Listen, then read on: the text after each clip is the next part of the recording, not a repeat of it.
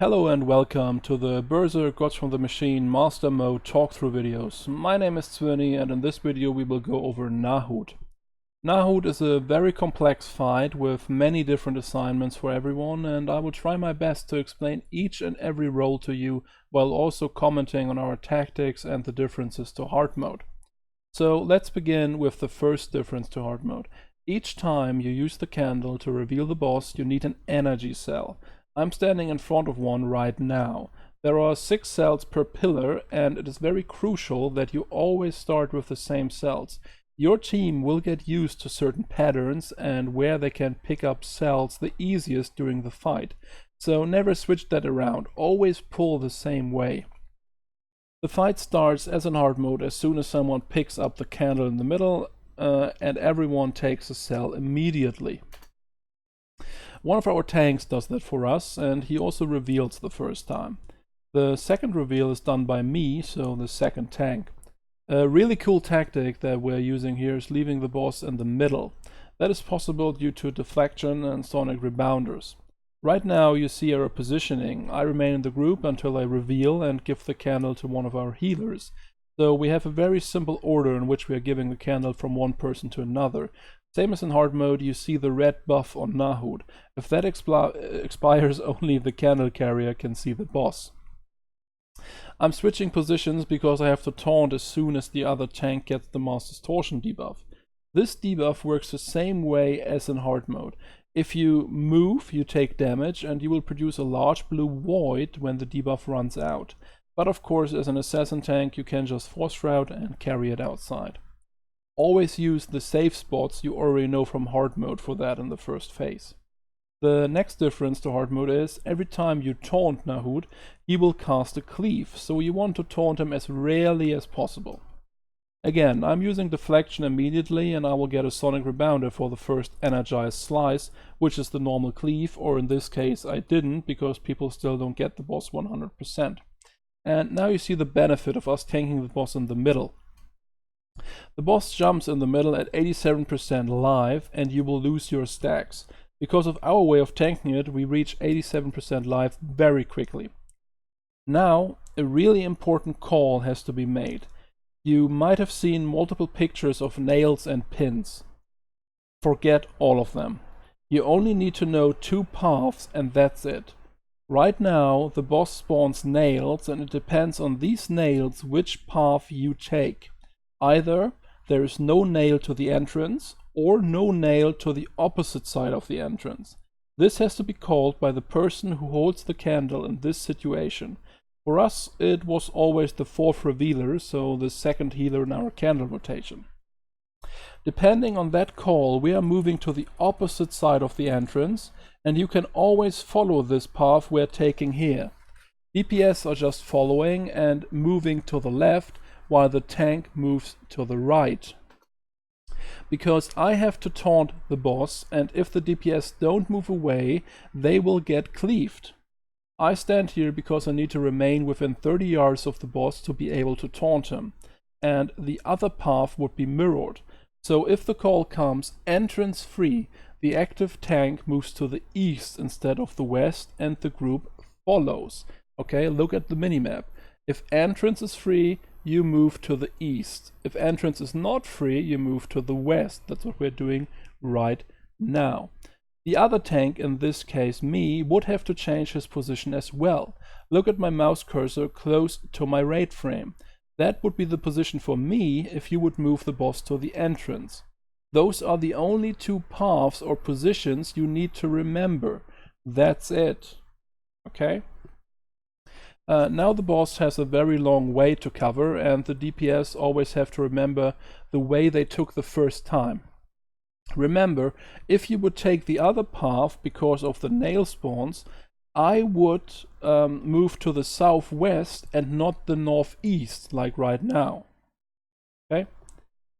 You can't just follow the boss because there might be nails or pins, so always move straight to the middle, then around the middle, and then straight towards the other tank, in this case me. On the way, you should reset your stacks and never jump on the boss. Always be extra careful. I get the Mass Distortion, and as an assassin tank you can just carry it outside with Force Shroud and make some extra room for your DPS and healers. Again, these tanking positions never change unless you have to take the other path. Now we're just DPSing the boss until he reaches 78%, because then he casts Reseed, which removes all pins and nails and spawns them in different patterns and different positions. So it is very important that you reveal immediately after the pins and nails respawn, so no one is caught off guard.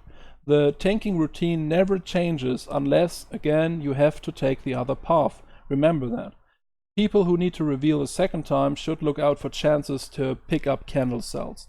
Here the other tank just force cloaks, so we don't get an extra taunt cleave, and we pushed the boss to phase 2 at 64% live.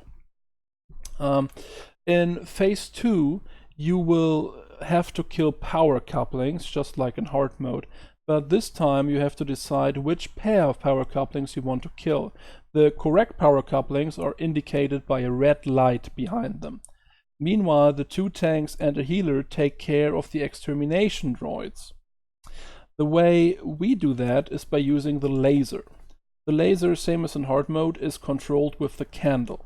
So whoever has the candle will get the next laser unless they already got the last laser.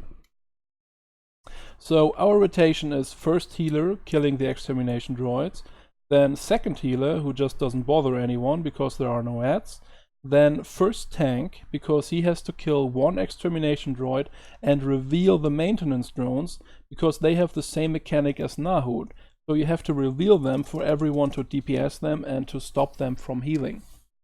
Then the second tank, killing the remaining extermination droid and also revealing the last maintenance drones.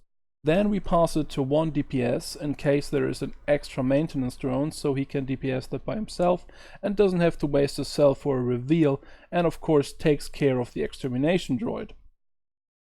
The 6th laser is done by our first tank again to take care of the last extermination droid, and because of the assassin class you can just take 2 lasers without dying with Force Shroud. But sometimes the 6th laser doesn't hit and the boss spawns before that, so you can't count on it and maybe have to DPS down 1 extermination droid like we have to do right here. As soon as you reveal Nahut, phase 3 starts, and the boss gets really interesting from this point on. You have to deal with rail turrets, the same way as in hard mode, which means that you have to stun them under 40% live, and they need to be pulled inside the middle. The difference to hard mode is that you have to pull them yourself first. The wide pull to the middle is not enough to get them in. So we send 3 DPS and 1 tank on rail turret duty, meaning 1 turret is dealt with by 2 DPS and the other turret is dealt with by 1 DPS and 1 tank. Unfortunately, you won't see a lot of that in this video, so you have to figure out yourself how to use your burst, your stuns and your pulls. The second wave of rail turrets we only use 2 DPS and 1 tank. So 1 DPS comes back to the boss to help bring him down and is implemented again into the candle rotation. Remember, the candle is still a thing, so everyone needs to be alert about getting a new cell whenever they reveal. In the third rail turret wave, we only use 2 DPS to bring down 1 rail turret, because in total you only need 5 turrets to be pulled into the middle to activate phase 4. Now to the part you actually can see in this video. The way of tanking Nahut is pretty much defined by the Mass Distortion. You can't move a lot and your main objective is to keep the cleaves away from your group. So I stand on the outer ring of the platform, get Mass Distortion, get pulled in, place the blue void and move back to the outer ring. As soon as I spawn another blue void, I move along on the outer ring to, be away from the blue voids. Trust me, it is the best way of tanking it. Don't try something else. Just yell if necessary at your healers that they move forward a bit and don't stand right next to you to not get cleaved. This process continues until the second tank is free of rail turret duty, so in the third rail turret wave. every 2 pulls there are extermination droids spawning. The first one we simply DPS down and then continue burning the boss. But the second wave of extermination droids consists of 2 droids. So we have to CC them to make sure no one uses AoE abilities to break these CCs. The third wave of extermination droids should be at the same time as you reach phase 4, or in other words, same time the 5th rail turret gets pulled into the middle. Again, the second wave of extermination droids will get CC'd. Everyone has to watch out to not break the CC, what you're seeing right now. And soon the other tank will arrive back and we will tank swap simply because I used all my defensive cooldowns. And he has everything ready. So my job right now is only to DPS the boss and take care of extermination droids if they break free. As soon as phase 4 starts, I will take the boss again, and the tanking guy right now will just force cloak. Okay, so we don't get an extra cleave, and I have the boss anyways. So we're just waiting on that. And now critically unstable means burn phase, phase 4. This phase works the same as in hard mode. You have a red ring that moves further and further outside, and you take damage if you move on the wrong side of the ring, so the inside side. Our job as a tank now is to move the boss accordingly so the right segments get electrified. You remember that from hard mode, wherever Tyve stands, the ground beneath him gets electrified.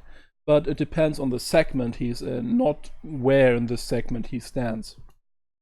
So unfortunately I do the worst job possible here. I move him exactly like not 2 meters, not far enough. And we will just have to wait here. Yes, there's the electrified ground, and we have to move through the whole thing. But fortunately I did a way better job at the next segments. So again, you have to deal with the cleave. You can force shroud it, you can force speed it, and if you have power tags, which you should for this boss, you can call for sonic rebounders. The problem with that is power tags, you know, they're not the sharpest knives, and they're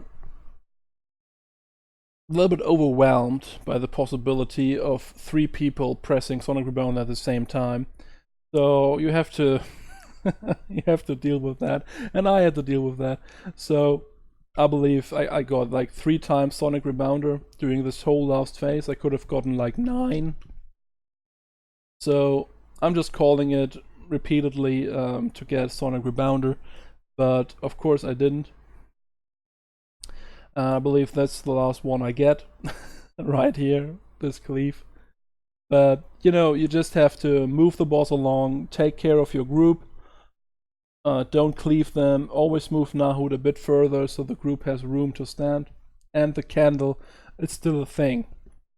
So you still have to reveal the boss, you still have to take care of your energy cells, and even maybe collect an energy cell inside the red ring, although you take damage to just have enough cells.